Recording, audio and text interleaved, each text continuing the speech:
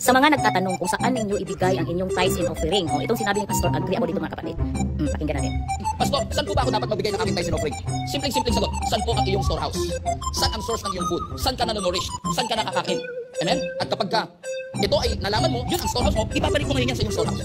Paliwanag ko ba mga kapatid? Ganun yun mga kapatid. Kung saan ka nakakain ng salita ng Panginoon, doon ka magbigay para makatulong ka rin sa ministry nito sa simbahan na yan.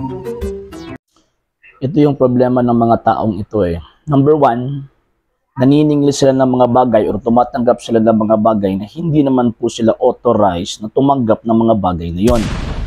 Eh bakit po? Kasi hindi naman po sila yung iglesia na itinatag ng ating Panginoong Jesucristo.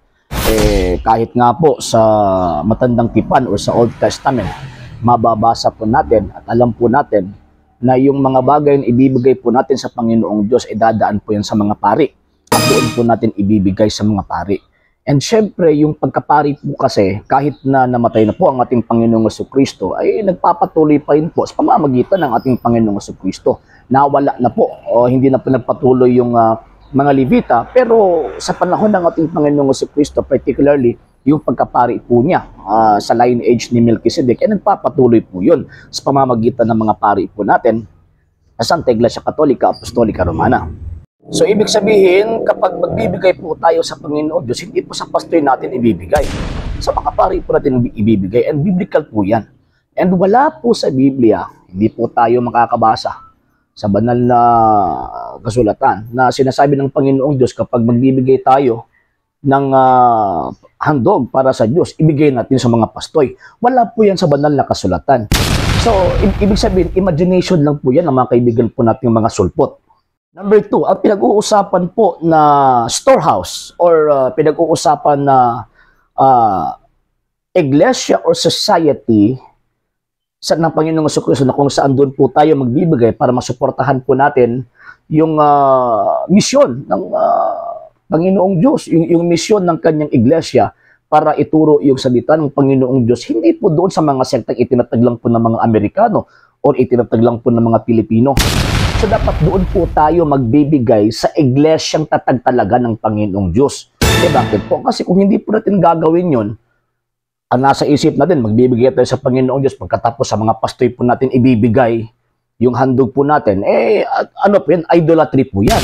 Bakit? Kasi parang instead of doon po tayo, magbibigay sa Panginoong Diyos, sa totoong Diyos na kung saan nagtatag ng kanyang iglesia, doon po tayo nagbibigay sa mga pastoy na kung saan yung mga sekta po nila, sila lang pinagtatag. And lastly po, mga sir at saka mga ma'am, lastly, alam naman po natin na ang Panginoong Diyos ay meron po siyang itinatag na iisang iglesia.